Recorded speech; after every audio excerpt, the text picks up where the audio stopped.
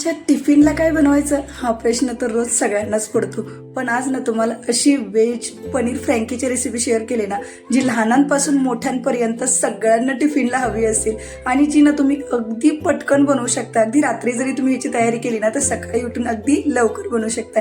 या सोपे सोपे ट्रिक्स सांगून तुम्हाला ही रेसिपी शेअर केलेली आहे. त्यासाठी व्हिडिओला अजिबात स्किप न करता व्हिडिओ शेवटपर्यंत बघा. आवडला तर लाईक करा, चॅनलला नवीन तर सबस्क्राईब करायला विसरू नका. नमस्कार, मी प्रियांका, तुम्हाला सर्वांचं प्रियाज पुडीमध्ये मनापासून स्वागत. तर सगळ्यात पहिल्यांदा आपल्याला नाही का बाउलमध्ये ना 2 कप इतकं गव्हाचं पीठ घ्यायचंय. तर इथे मी गव्हाचं पीठ ना व्यवस्थित असं चाळून घेतलेलं. जनरली आपण जेव्हा बाहेर फ्रँकी खातो ना ती मैद्यापासून बनवली जाते, पण मुलांच्या टिफिनसाठी बनवायचे तर तुम्ही गव्हाचं पीठच वापरा. पीठ व्यवस्थित चाळून घ्यायचं. आता याच्यामध्ये ना सगळ्यात पहिल्यांदा आपल्याला चवीनुसार मीठ घालायचंय. त्यासोबतच नाही ते मी 2 ते 3 मोठे चमचे ना दूध घालते. दूध यासाठी घालायचं जेणेकरून आपण फ्रँकी जेव्हा व्यवस्थित उशीरपर्यंत भाजतो ना ती अगदी छान अशी भाजली जाते. त्यासोबतच आपल्याला 1 मोठा चमचा इतकं तेल घालायचंय आणि हे सगळे जिन्नस ना सुरुवातीला आपल्याला अगदी व्यवस्थित असे मिक्स करून घ्यायचे. लगेच पाणी घालायची घाई करू नका. आता हे बघा, सगळे जिन्नस अगदी व्यवस्थित असे मिक्स झाले की याच्यामध्ये ना अगदी थोडं थोडं पाणी घालत ना आपल्याला याचा ना चपातीला जसा गोळा करतो की नाही आपण, तशी आपल्याला याची कणिक भिजवून घ्यायची. जास्त घट्टही नाही आणि जास्त पातळही नाही, अगदी मध्यम प्रतीची आपल्याला कणिक इथे भिजवून घ्यायची. तर आता हे बघा, व्यवस्थित अशी कणिक आपली मळून झालेली आहे. आता ना याच्यावरती ना मी अगदी थोडंसं पीठ तेल लावून घेते जेणेकरून आपली ही कणिक ना कोरडी पडायला नको, कारण आपण ह्याला थोडं उशिराने बनवणार आहोत. त्यासाठी तेल लावलं की परत ह्याला एकदा व्यवस्थित असं मळून घ्यायचं.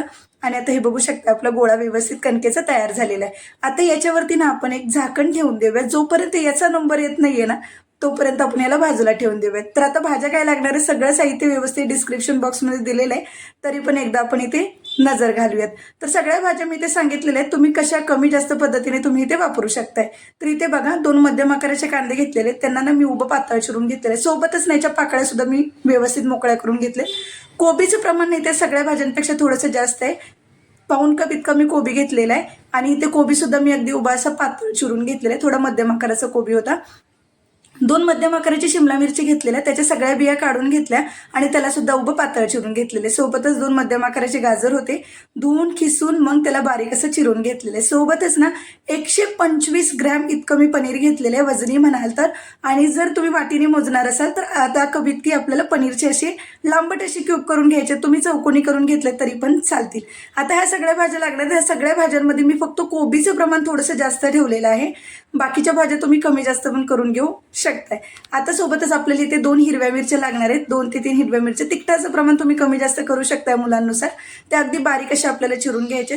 त्यासोबतच ना 1/4 छोटा चमचा मी इथे काळी मिरी पूड घेतलेली आहे. चवीनुसार आपल्याला इथे मीठ लागणार आहे. 1 छोटा चमचा ना मी इथे अद्रक अगदी असं बारीक चिरून घेतलेले, साल काढून घ्यायची आणि अगदी अद्रकचे ना बारीक असे छोटे तुकडे करून घ्यायचे. त्यासोबतच ना मी इथे 1 मोठा चमचा इथे ना लसूण घेतलेला. लसणाच्या ना 10 ते 12 लसणाच्या पाकळ्या होत्या, त्याला अगदी बारीक असं चिरून घेतलेलं 1 मोठा चमचा इतकं मोजून. त्यासोबतच सॉसेस काय लागणार आहेत मी ते सांगते. अर्धा छोटा चमचा आपल्याला व्हिनेगर लागणार आहे. 1 छोटा चमचा रेड चिली सॉस लागणार आहे. 1 छोटा चमचा सोया सॉस लागणार आहे.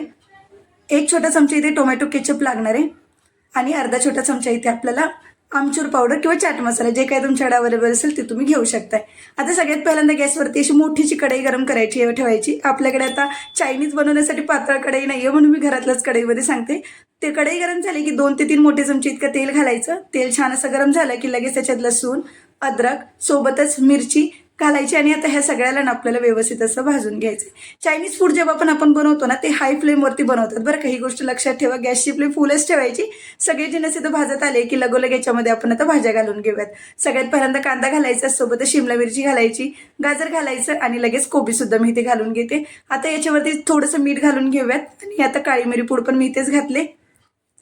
आता ह्या स्टेजला ना गॅसची फ्लेम आपल्याला हायेस्ट ठेवायची आणि हाय फ्लेमवरती ना ह्या सगळ्या भाज्या ना व्यवस्थित अशा आपल्याला इथे भाजून घ्यायची. लक्षात घ्या, भाज्या आपल्याला शिजवायच्या अजिबात नाहीत. भाज्या चांगल्या भाजल्या गेल्या पाहिजेत. जेव्हा आपण ही फ्रँकी खातो की नाही मस्त अशा भाज्यांचा क्रंच ना आपल्या दाताखाली लागला पाहिजे. या पद्धतीने फक्त आपल्याला भाज्या व्यवस्थित अशा भाजल्या गेल्या पाहिजेत. कितपर्यंत भाजायच्या? 60 ते 70%. त्याच्यापेक्षाही कमी भाजलात ना तरी पण चालेल, शिजवायच्या नाहीयेत बरं का. सोबतच चाट मसाला घालायचा, व्हिनेगर घालायचे, सगळे सॉसेस इथे घालून घ्या. Tomato sauce, red chilli sauce, soya sauce, सगळे सॉसेस इथे घालायचे आणि आता ह्या सगळ्याला आपण इथे व्यवस्थित असं मिक्स करून घ्यायचं. लक्षात घ्या, इथे मिठाचं प्रमाण थोडंसं कमी वापरा बरं का, कारण आपण जे भाज्या वापरले त्या सॉसेसमध्ये ना मिठाचं प्रमाण असतं त्याच्यासाठी बेताने मीठ घाला इथे. आता हे सगळ्याला व्यवस्थित असं इथे मिक्स करून घ्यायचं. आता इथे बघा सॉसेस घातले ना, एकतर तुम्ही गॅसची फ्लेम पूर्ण हाय ठेवा, हाय ठेवली तरी काय हरकत नाहीये. व्यवस्थित असं इथे भाजून घ्यायचं. आता ह्याला ना आपल्याला इथे जास्त वेळ नाही, इथून पुढे नाही, 1 ते 1.5 जास्तीत जास्त 2 मिनिटापर्यंत ह्याला व्यवस्थित असं भाजून घ्या. करपणार वगैरे नाही. ह्या भाज्यांचा चेंज झालेला आहे कलर, तुम्ही बघू शकताय. सगळे सॉसेस आपल्या भाज्यांना व्यवस्थित असे लागले जातात. आता सगळ्या शेवटी घालायचं आहे ते म्हणजे आपल्याला पनीर आपण सुरुवातीला नाही घेतलं, त्याचं कारण मी सांगते तुम्हाला. पनीर घातलं की लगेच याला अलगदपणे व्यवस्थित असं मिक्स करून घ्यायचं. पनीर जर अगोदरच घातलं असतं ना तर मग हे सगळे सॉसेस याला चिकटले ना की मग पनीरचे असे तुकडे व्हायला लागतात. त्याच्यासाठी ना पनीर सगळ्यात शेवटी घालायचं बरं का. आणि पनीर घातल्यानंतर ना ह्याला अगदी व्यवस्थित असं आपल्याला इथे मिक्स करून घ्यायचं. जास्त जोर लावायचं नाही, नाहीतर पनीरचे तुकडे होतील. त्यामुळे अगदी सावकाशरित्या पनीर व्यवस्थित असं मिक्स करून घ्या. आता ह्या सॉसेसमध्ये मस्त असं लटपटलेलं आहे. तुम्ही पनीर आपलं बघू शकताय किती मस्त व्यवस्थित असं मिक्स झालेलं आहे. तर जास्त काही नाही, पनीर घातल्यानंतर फक्त 1 मिनिट ह्याला व्यवस्थित असं आपल्याला हाय फ्लेमवरतीच मिक्स करून घ्यायचं. गॅस बंद करायचं आणि आता एका प्लेटमध्ये ह्याला आपण काढून घेऊयात. तर आता भाज्या तयार झालेल्या आहेत. आता आपली कणिक बघूयात. तर आता कणिक आपण घेतलेली ती व्यवस्थित अशी छान मुरलेली सुद्धा आहे, तुम्ही बघू शकता. छान भिजले कणिक आपली. आता ह्या कणकेचे आपल्याला ना गोळे करायचे. तर जनरली आपण जशी चपाती लाटतो की नाही तेवढ्या प्रमाणातच गोळे करायचे. लिंबापेक्षा ना मी अगदी थोडा मोठा साखर घेते, जास्तही नाही. आपण जेवढी चपाती लाटतो ना त्या चपातीच्या प्रमाणात करू शकता. नाही तर तुम्ही सकाळची मळलेली जरी कणिक असेल ना त्या चपातीपासून केलं तरी चालेल. मी जनरली तुम्हाला फक्त फ्रँकीसाठी कणिक कशी भिजवतात ना ती पद्धत मी तुम्हाला दाखवली. तशा पद्धतीने नाही करायचं. जनरली तुमच्या घरातल्या चपातीपासून कणिकेपासून करणार असाल तसं केलं तरी चालेल. तर आता सध्याने मी इथे तुम्हाला 4 गोळे करून दाखवते. नंतर मग जशी जशी फ्रँकी आपण भाजत जाऊ ना तशी मी तुम्हाला पुढे सांगेनच. तर आता सध्या हे 4 गोळे करून दाखवते. आता जनरली आपण जशी चपाती लाटतो ना तशीच लाटायची.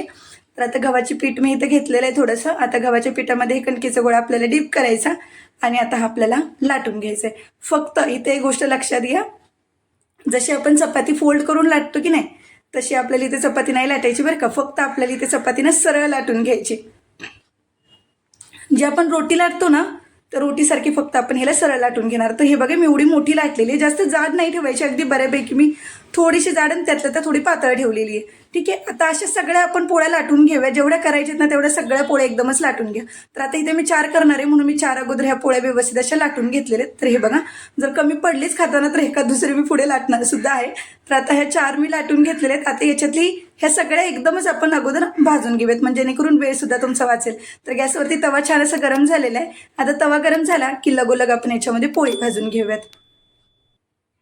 पोळी घातली ना की ह्याला ना व्यवस्थित आपण आता इथे भाजून घ्यायचे. लक्षात घ्या गॅसची फ्लेम कमी ठेवा, लो टू मिडियम ठेवा. जनरली आपण जशी चपाती भाजतो ना तशीच आपल्याला ह्याला व्यवस्थित भाजून घ्यायचे.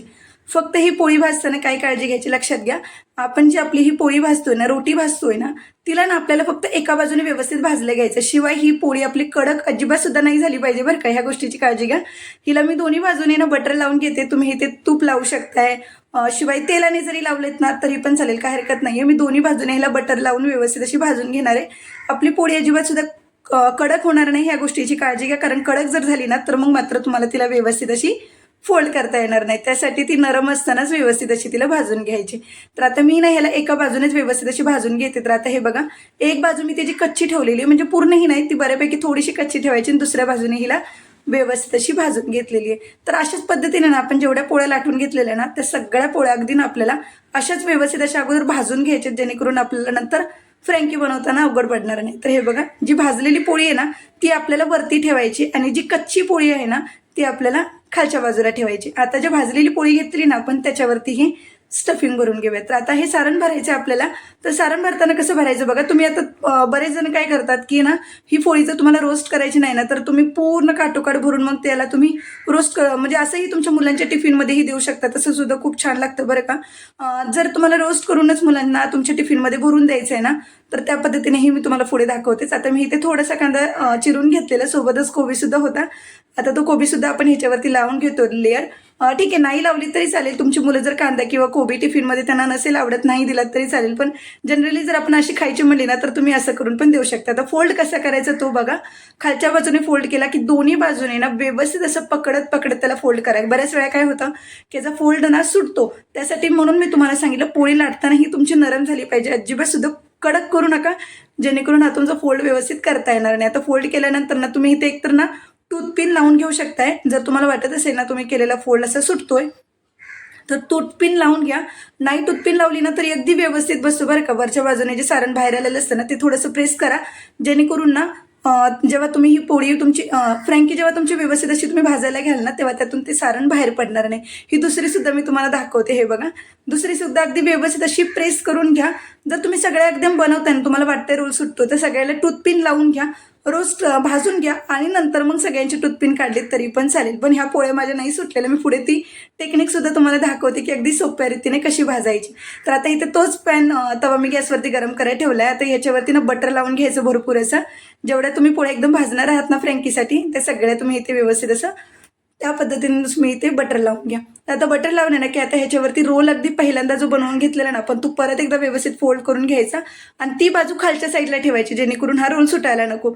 आता दुसऱ्या सुद्धा मी याच्यावरतीच ठेवते आणि वरच्या बाजूने ना थोडंसं प्रेस द्या, जेणेकरून हाताने ना प्रेस दिल्यानंतर खालच्या बाजूने ती अगदी व्यवस्थित अशी पद्धतशीर भाजली जाते. आता गॅसची फ्लेमला लो टू मीडियम ठेवायची आणि एका बाजूने त्याला 1-1.5 मिनिटं जास्तीत जास्त 1 ते 1.5 मिनिटं व्यवस्थित असं आपल्याला ते भाजून घ्यायचे. तुम्ही थोडंसं उलतानाने वरून प्रेस करा जेणेकरून खालच्या बाजूने व्यवस्थित भाजली जाईल.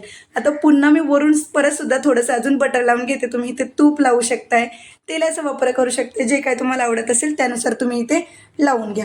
तर आता दोन्ही बाजूने ह्याला बटर लावलं की आता हे बघा दोन्ही पोळ्यांना मी फ्रँकीला वरच्या बाजूने बटर व्यवस्थित असं लावून घेतलेलं आहे.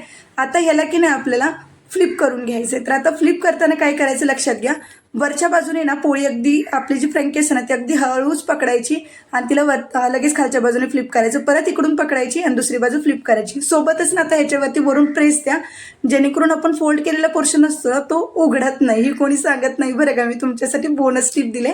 वरच्या बाजूने तुम्ही जोरात प्रेस दिला ना तर वरचा पदर तुमचं पटकन सुटणार नाही. फक्त अर्धा सेकंद जरी पकडून ठेवलात ना तरी तो पटकन सुटणार नाही. मग तुमची परफेक्ट अशी फ्रँकीचा रोल तुमचा तयार झालाच म्हणून समजा.